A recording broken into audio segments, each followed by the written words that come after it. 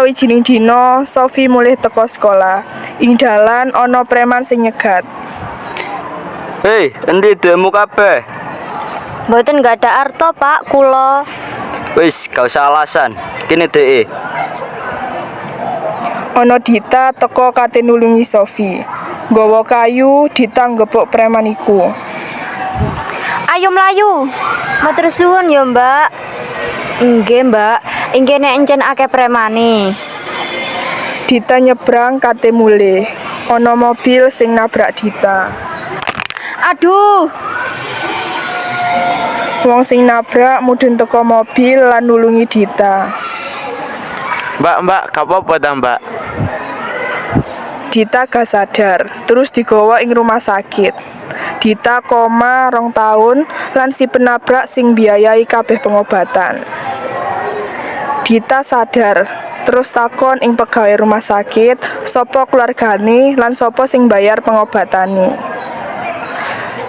Dita mlaku tanpa tujuan. Wong sing ngerti Dita nulungi Dita lan ngekeki tumpangan gawe nginep. Hei, sampean kajeng teng pundi? Mboten ngertos, Mas, kula ilang ingatan. Ya wis, melu nang omahku ae, ge sementara. Le, sapa sing mbok gawe iki? Niki Bu, lari niki sing gak sengaja kula tabrak wingi. Saniki larine ilang ingatan. Keluargane nang ndi kok mok gawe mrene le? Keluargane mboten-wonten, Pak. Dados kula gotong mriki. Ya wis le, nginep ing kene wae sampai keluargane ketemu. Nggih, Bu. Ibu bapak balik ing kamar. Sofi sing metu teko kamar tanglet mase. Sopo arek sing digawa mase iku?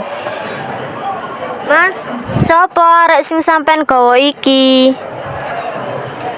Iki Sof, ana arek sing ilang ingatan. Lali omah lan keluargane nang ndi?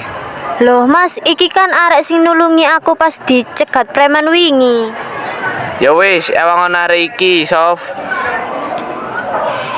Sofi ngajak Dita gawe nang kamare. Aku ilang ingatan, aku gak ngerti apa-apa, keluargaku ya gak ngerti. Awakmu biyen tau nulungi aku pas dicegat preman, meneh tak ewangi golek keluargamu. Saiki ayo mangan dhisik. 2 dina sakwise, Sofi ngewangi Dita goleki keluargane. Wis seminggu goleki keluargane, durung ketemu. Sanu sing saaken akhire ngewangi Dita goleki keluargane. Sof, keluargane durung ketemu ta? Durung, Mas. Ya wis, meneh tak ewangi goleki. Meneh Mas pre kerjane. Iya, Mas, aku meneh gak iso melok soalnya ana acara ing kampus.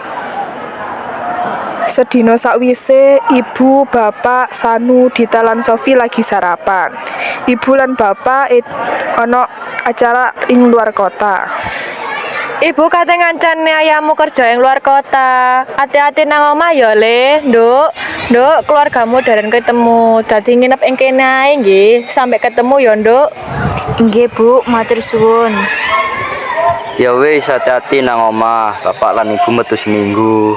Nggih, Pak, Bu. Sakwise mangan, Sanu ngejak Dita gawe ngewangi goleki keluargane. Dit, ayo goleki keluargamu. Mboten ngrepoti ta, Mas. Nek ngrepoti kapan-kapan mawon kali Sofi.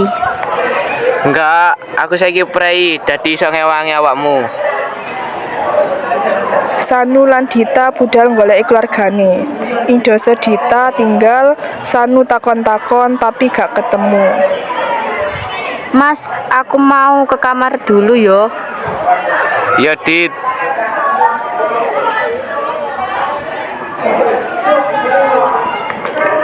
Situ ndirek. Nalika Dita menyang jeding, Sanu takon maneh, langsung ditakoni ngomong yen keluargane Dita wis sida. Sanu sing kaget lan melas ora kandha karo Dita. Cak, ono informasi liyane babagan keluargaku. Kabeh wong desa iki ora kenal karo keluargamu. Sesuk dilanjut goleki maneh. Saiki wis awan, ayo mulih sik. Iya, Cak, sesuk ae diterusake. Sesuke Sanu balik kerja lan sing ngewangi goleki keluargane Dita yaiku Sofi. Aku lo gak kelingan keluarga aku wonten pundi, kados pundi.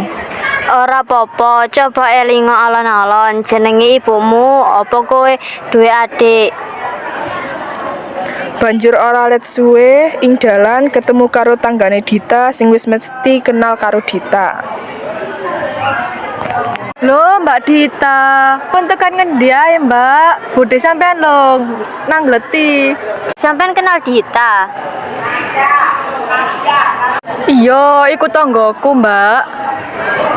Yen ngono omahe ngendi lan wong tuane sapa? Dheweke ilang ingatan amargi kecelakaan. Banjur Sofi lan Dita digawa tanggane Dita menyang omahe Dita. Endi wong tuaku?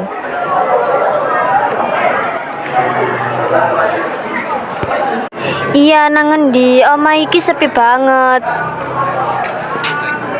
Oh, bapak lan ibu wis ora ana maneh, Mbak. Wis ora kelingan sedo nalika Mbak Dita isih SMP. Banjur Dita sedih. Sabar nggih, Dit. Banjur Sofi mulih lan tekan ngomah dheweke ngomong dawa marang Sanu yen Sofi lan Dita ketemu tangga-tanggane ing dalan lan banjur menyang omahe Dita jebul omahe sepi. Tadi Sof, sing nabrak Dita kuwi aku. Banjur aku tanggung jawab nggawa dheweke menyang rumah sakit paling cedhek. Lan aku mbayar kabeh biaya. Nanging dheweke ora ngerti sapa sing gawe dheweke ilang memori. Pramila mangga kula aturaken dhateng griyanipun supados kula nyuwun pangapunten lan aku pengin nglamar dheweke amarga aku seneng karo dheweke. Nanging aku nyamar dadi ora peduli lan dheweke uga katon kaya wong sing apikan lan sabar. Lah, masa anu ta sing gawe Dita ilang ingatan? Apa sampean ora ngomong sadurunge? Senajan Dita wis apik karo aku, dheweke wis nulungi aku saka preman-preman. Yo, mula aku saiki arep menyang omahe lan njaluk ngapura, ugi nyuwun berkahipun ibundae. Oke, ayo menyang omahe Dita. Banjur padha menyang omahe Dita. Dita saiki manggon ing omahe karo Budhe. Tekan omahe Dita. Assalamualaikum. Waalaikumsalam. Ana apa Sanu? Sofi nang kene. Aku niate serius mrene, kancamu ndi? Budhe kene, kanca-kancaku, ana kanca-kancaku. Budhe metu salaman karo Sanu lan Sofi. Sanu ngajak aku mrene arep jelaske kabeh, Dit. Nuwun sewu Dita, sing gawe kowe kaya ngene iki aku. Aku siap tanggung jawab kabeh. Aku ngerti kowe bakal nesu. Nanging aku pengen jujur karo kowe lan budemu. Aku bakal tanggung jawab. Budhe mratelakake rasa kaget lan ora ngira yen Sanu wis tumindak kaya mangkono marang ponakane. Nanging atiku getun marang kelakuane Sanu lan kepengin tanggung jawab. Alhamdulillah kowe gelem tanggung jawab karo niat apik. Piye, Nduk? Dita meneng lan nangis. Nuwun sewu, kula badhe tanggung jawab. Sejatosipun kula tekan mriki kanthi niat serius badhe rabi Dita. Kula badhe tanggung jawab sepenuh-penuhipun dhateng panjenengan punapa panjenengan kersa nikah. Dita lan budine kaget krungu omongane Sanu. Sajane aku uga tresno karo kowe awit kowe apikan karo aku. Apa bener kowe nrimo aku? Ya Allah, matur nuwun. Dita lan Sanu akhirnya nikah. Dadi pasangan seumur hidup nganti akhir hayat.